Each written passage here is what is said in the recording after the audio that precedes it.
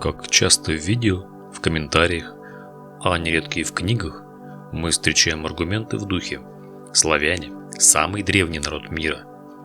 Им более 1000 лет, Великая Тюркская империя владела всей Евразией.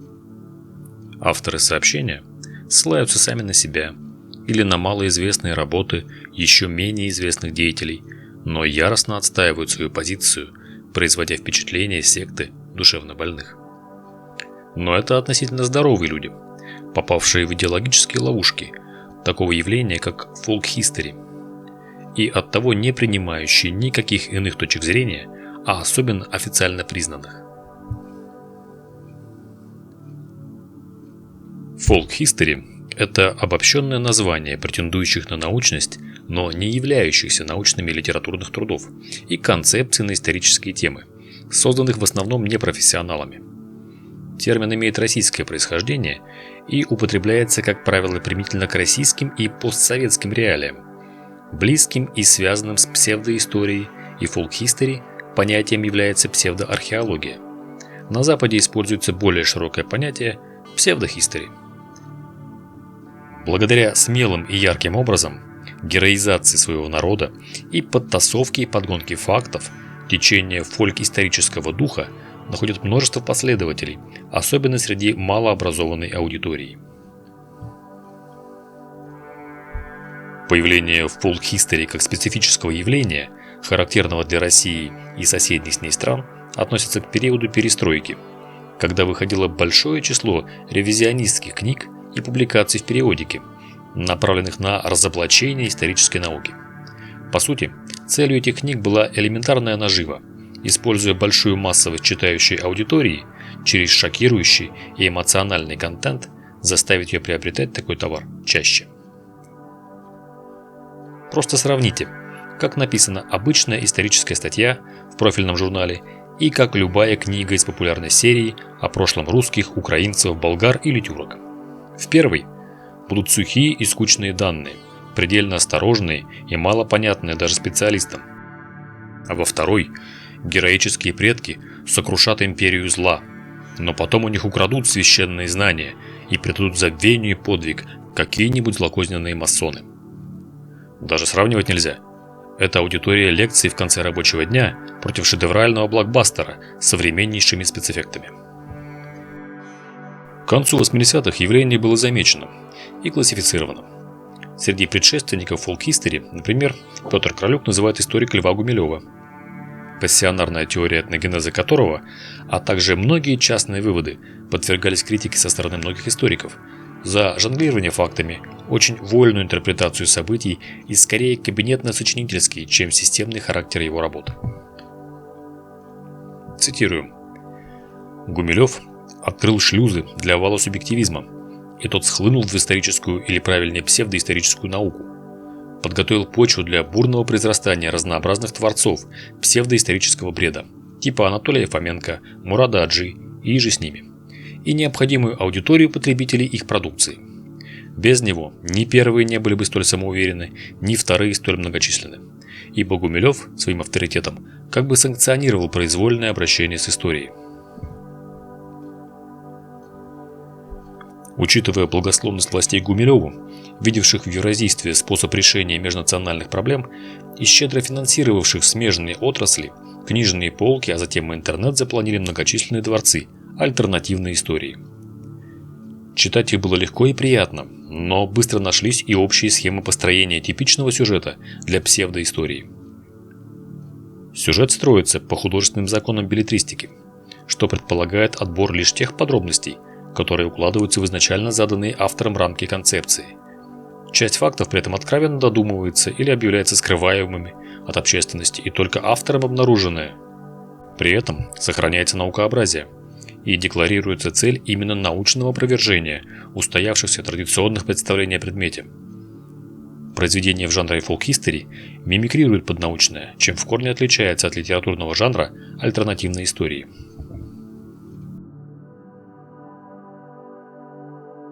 Настрой на сенсационность, отрицание и игнорирование твердо установленных наукой фактов не спровергают основы и внушают аудитории, что только они дают истинные знания в океане лжи и бреда.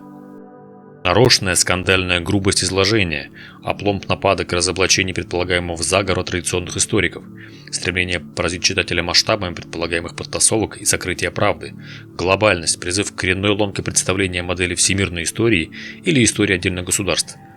Так у псевдоисторика Асова славяне повелевают всей Азией, как у его коллеги по цеху тюрки, а гаплогруппы псевдоисторики и псевдогенетика Клёсова кочуют по планете подобно народам. Часто проводятся явные параллели с современностью. Тексты носят публицистический характер на злобу дня, порой граничат с памфлетами, пытаются обосновывать те или иные предполагаемые авторами актуальные политические идеи, служат им пиаром. Читательская аудитория делится на две части. Рабски следующий догмам официальной науки и, напротив, не боящиеся смелого полета фантазии, самостоятельно мыслящие, так скептическим настроенному читателю навязывается комплекс вины, в то время как свободные мыслители склоняются занять эмоционально более выгодную позицию союзника автора и, как следствие, обходить вниманием даже очевидные фактические и логические ошибки. Как правило, широко отрицается археологическая часть или работа современных авторитетных ученых, либо же из них берется только подтверждающая гипотезы автора часть. И самое любимое занятие – сочинения в жанре фолк-хистори нередко могут подкрепляться псевдолингвистическими аргументами для обоснования своих положений. Здесь широчайший простор для идей типа «все названия сибирских рек взяты из санскрита», «Новосибирск или Томск – древние города казахов», а все лингвистические попытки Михаила Задорнова – вообще один из эталонных примеров лингвофричества. Можно составить и обобщенный портрет типичного автора псевдоистории, который разительно отличается от историка настоящего. Классический центр фолк-хистори базируется на экспансии представителей технических наук в гуманитарную сферу. Типичная биография. Деятель точных наук, средней руки. После 40 внезапно осознает, что великих открытий уже не сделает, и стремительно врывается в гуманитарные дисциплины со своими революционными методами, надеясь сделать себе имя так. Специалистам видна поверхностная эрудиция, но широкая публика не замечает пробелов. Ярчайшие примеры – математик Фоменко, отрицающий хронологию, химик Клёсов, ставший генетиком, и даже Ломоносов, который строил свои исторические гипотезы по схеме, кем были племена Роксоланов. Очевидно, что Рокс – это Русь и Аланы. И ничего, что термин «Русь» появился почти на 1000 лет позже исчезновения Роксоланов. Вторая по значимости группа – националисты, олицетворяющие подъем национального самосознания в постсоветскую эпоху. Главной своей задачей они видят обеспечение своих этносов более древней и более героической историей, которая скрывалась. Особенно ярко это проявилось на Украине и в Казахстане, где уже домыслы про древних укров или казахов детей Чингисхана и Аттилы стали историческими анекдотами. Россия и Беларусь немного отстали по смелости концепций, но берут узкими темами. Например, в России разрабатывали славянское язычество, почти на 99% состоявшее из новоделов. А Беларусь отрицает участие балтских народов в Великом княжестве Литовском, обвиняя тех в воровстве истории. Собственно, великая и священная история, имя и язык украинского народа также, по мнению псевдоисторических графоманов, была украдена подлыми финнами из Московии и присвоена себе. Третья разновидность фолк-хистори – работа профессиональных писателей и даже историков. По причинам непрофессионального погружения в тему, отстаивания своей точки зрения, для художественной красоты, они нередко так искажают историю, что меняют целые концепции. В этом обвиняли Валентина Пикуля, романтизировавшего войну.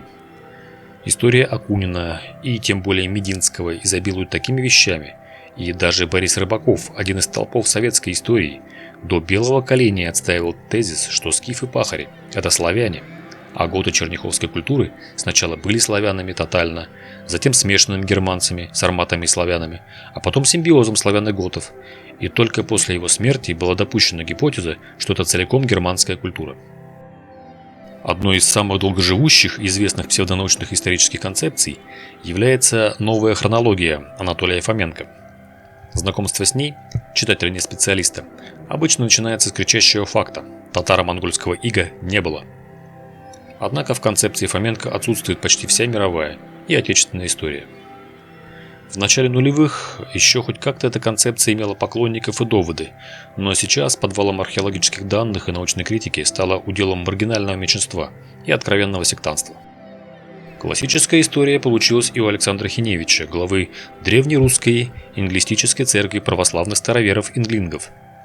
Согласно тексту славяно-арийских вед, люди переселились на Землю сотни тысяч лет назад. При этом каждая раса пребывала со своей планеты. Далее человечество пережило аж 2 потопа и уничтожение 2 лун. При этом сама Земля – лишь одна из многих планет в галактике, где разворачивается колоссальная битва между темными и светлыми силами. По утверждению самих инглингов, Веды были написаны рунами и хранились тысячелетними жрецами-хранителями, капен-инглингами, на золотых пластинах. В действительности, первые славяно-арийские Веды были изданы в начале 2000-х годов в Омске. Золотые пластины, разумеется, никто, кроме самого Александра Хиневича, и не видел. Это едва ли не точная копия мормонских золотых скрижалей и образец не только псевдоистории, но и сектантского образования. Еще один пример в России – Велесова книга. Является безусловной подделкой. Оригинала Велесовой книги, тех самых дощечек из индека, никто не видел. А история с их обнаружением, представленная писателем-эмигрантом Юрием Миролюбовым, очень запутанная и неправдоподобная. Буквы Велесовой книги представляют собой измененную кириллицу. Текст не похож на древние языческие тексты, такие как Эдда или Махабхарата, а напоминает скорее изложение истории современным человеком, причем современным для времен написания. Язык Велесовой книги Юрий Миролюбов создал, заимствуя и изменяя слова различных славянских современных языков, развившихся уже во 2-м тысячелетии. Николай Стариков. Основная идея его книг – любые социальные потрясения вызваны деятельностью революционеров, инспирируемых из-за рубежа. Среди самых ранних агентов у него фигурируют декабристы, затем тянется линия к революционным демократам и народовольцам, от них к революции 17 года. Здесь мы снова видим и человека с техническим образованием, и явную конспирологию в теориях, которая, однако, одобряется на самом верху, что дает ему успешную карьеру. А может быть, он просто озвучивает взгляд на историю, спускаемый сверху. Как можем увидеть в комментариях и на этом канале, своя псевдоистория есть в Болгарии. Там отрицается славянский элемент, а также существенная роль тюркских народов в генезисе. Родословная же болгар ведется от фракийцев и даков, якобы прямых предков, что подтверждают они псевдолингвистикой и популярной генетикой. О псевдоисториках Казахстана можно слагать легенды, только по заголовкам. Казахи победили Наполеона. Казахи и венгры – это один народ. Заратуштра родился в Казахстане, и тенгрианство – это и есть зороастризм. Шумеры – это тюрки. Казахи – это монголы Чингисхана, и он из казахского рода. Украинская псевдоистория не менее богата. От пресловутых морекопателей и трипольцев, ставших украинцами, до вековой борьбы ариев-украинцев с рептилоидами-кацапами, волшебных казаках-характерниках, концепции, что русские не славяне и говорят на неславянском языке. Перечислять все примеры не хватит времени. Причина всего этого в том, что народы бывшего СССР испытывают комплексы неполноценности и свое текущее жалкое состояние пытаются компенсировать полубайками о некогда героическом прошлом. Яркость и образность повествования привлекают широкую аудиторию, а власти стран поддерживают это по причинам морального повышения духа народа, отвлечения от унылого настоящего и сомнительного будущего в великое прошлое. Все это было бы безобидно, но адептами таких концепций часто становятся не только пенсионеры и таксисты, но и военные, спецслужбы, чиновники, принимающие решения, будучи информированными откровенными баснописцами и подстрекателями вражды.